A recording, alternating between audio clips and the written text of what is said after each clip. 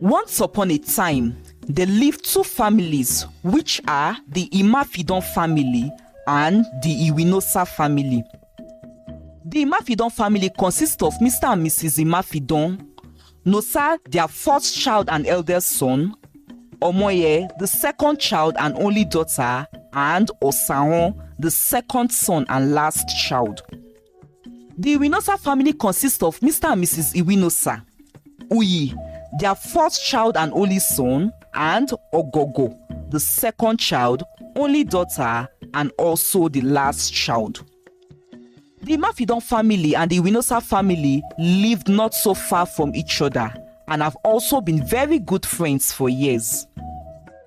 The children of both families played and grew up together. Nosa and Uyi are both first children and sons of their individual families and are also of the same age. Omoye and OGHOGHO also are both first daughters and the second children in their respective families. They are also both of the same age.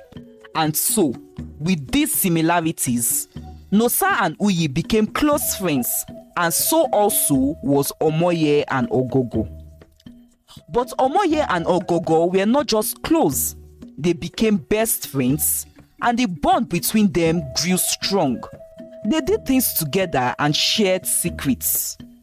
Now, as they grew older, Omoye started to develop romantic feelings for Uyi, OGHOGHO's older brother, and was attracted to him.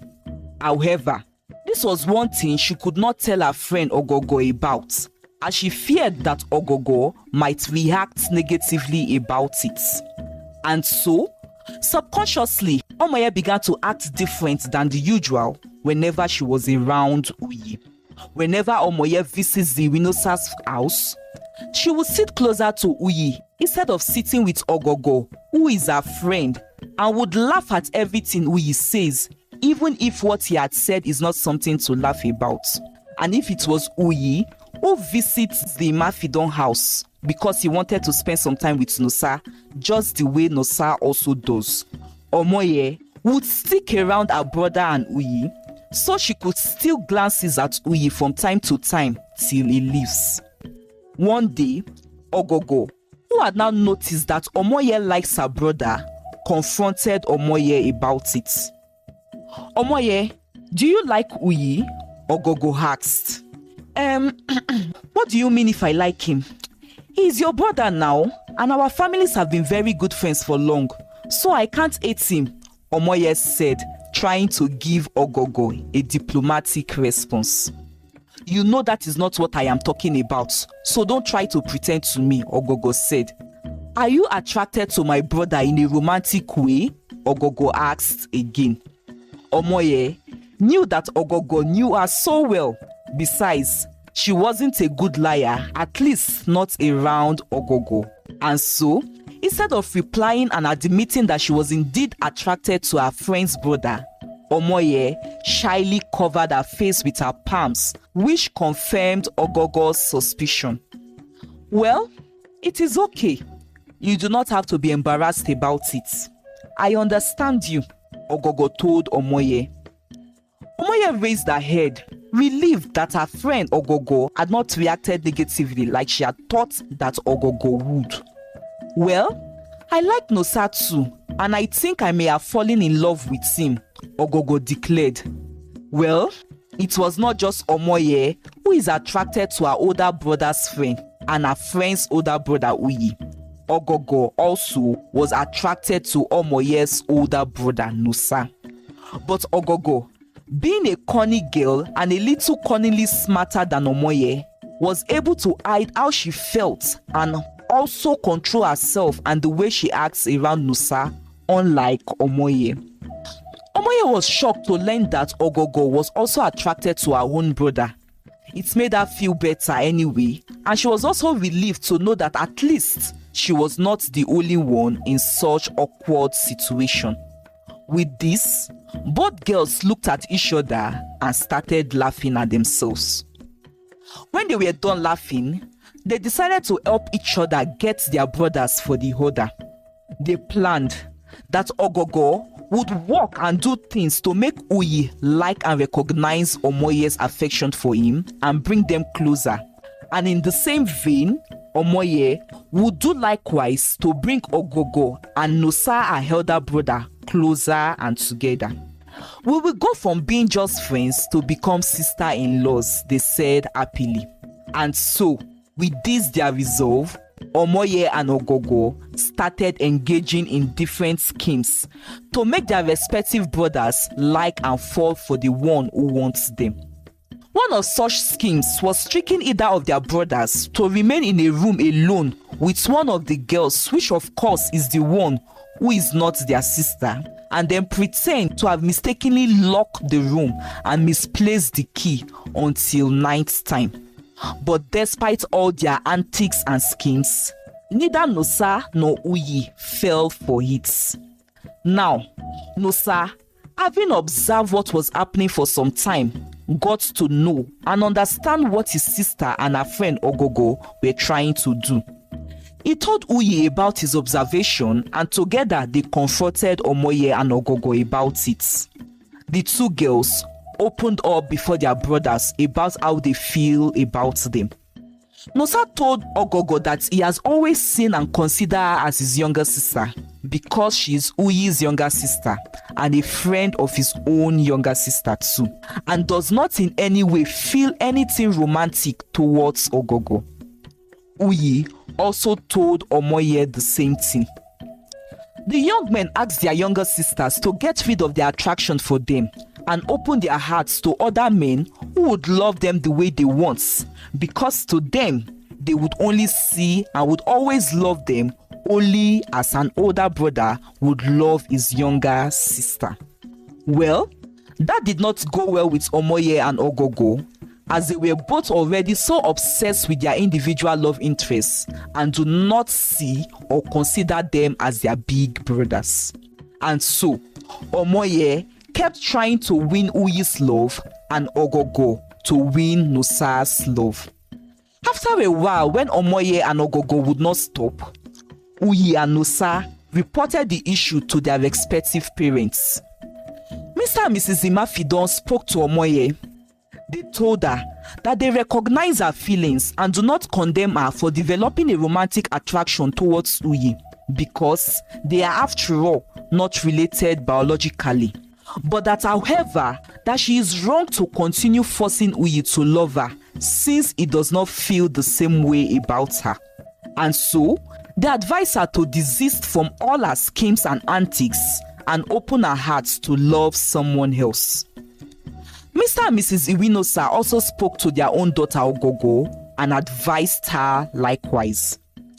But Omoye and OGHOGHO would not listen to their parents because of their love, which had now grown into an obsession. Let's make them accept and love us the way we love them, OGHOGHO said to Omoye one afternoon. How? We have tried everything to no avail. Our parents are also not in support of it. So I guess there is nothing more we can do, Omoye told OGHOGHO. There is one more thing we can try, OGHOGHO replied.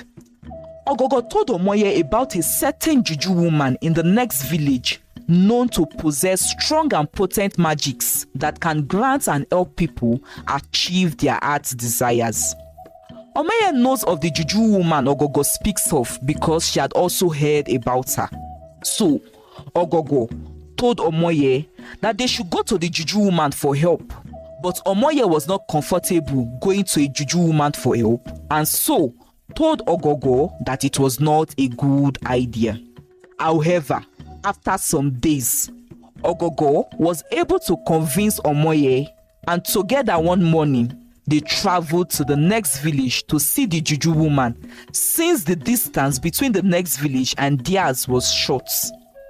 Omoye and OGHOGHO told the juju woman why they had come to see her.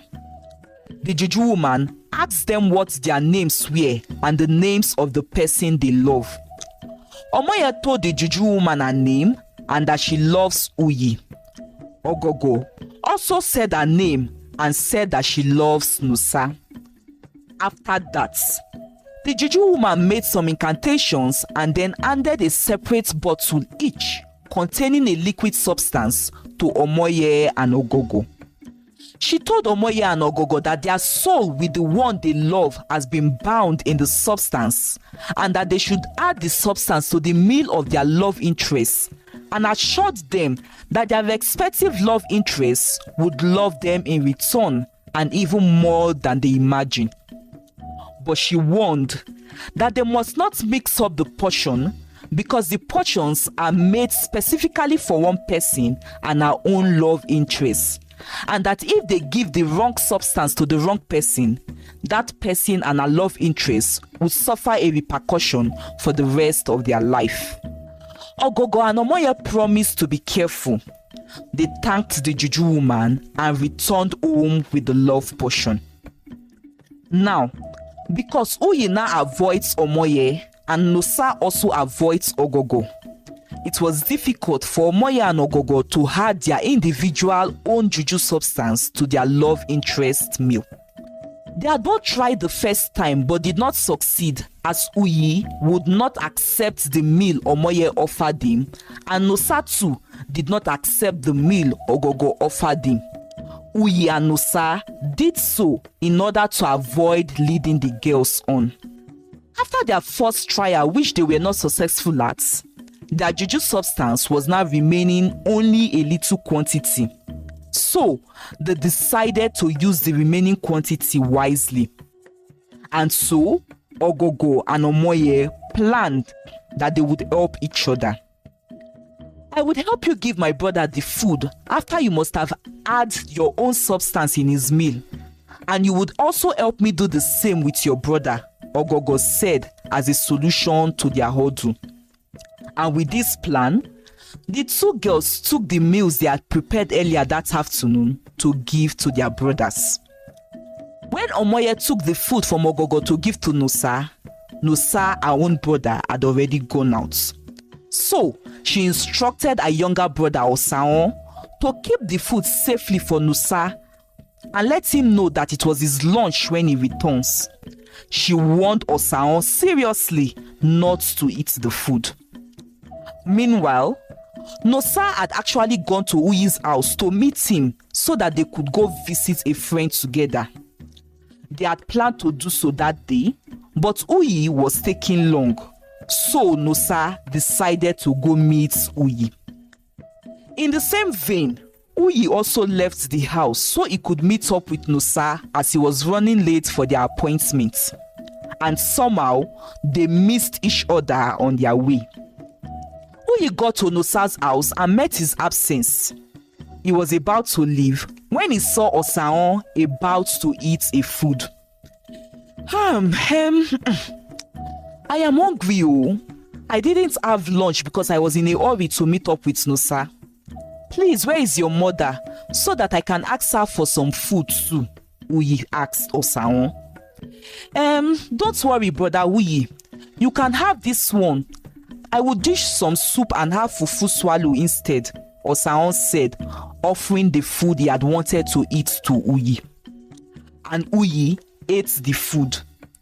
Now, this food was the food which OMOYE had asked Osaon to keep for Nosa. The food with the love portion that was supposed to bind Nosa and OGHOGHO together. Osaon did not listen to his sister's warning and was going to eat the food out of longer throats before Uyi saw him and had requested for some food. Meanwhile, Nosa also got to Uyi's house and met Uyi's absence. He saw Uyi's mother, who told him that Uyi had gone to look for him in his own house. Oh, we must have missed each other on our way then, Nosa said. In order for them not to miss each other again, Nosa decided to wait for Uyi because he knows Uyi would return immediately to the house when he realizes that they had missed each other. Nosa waited for Uyi in Uyi's room. Whilst he waited, he saw the plate of food which OGHOGHO had carefully covered and kept for Uyi. Nosa was also hungry, and because of how close they were and the relationship that existed between their families, Nosa uncovered the food and ate it.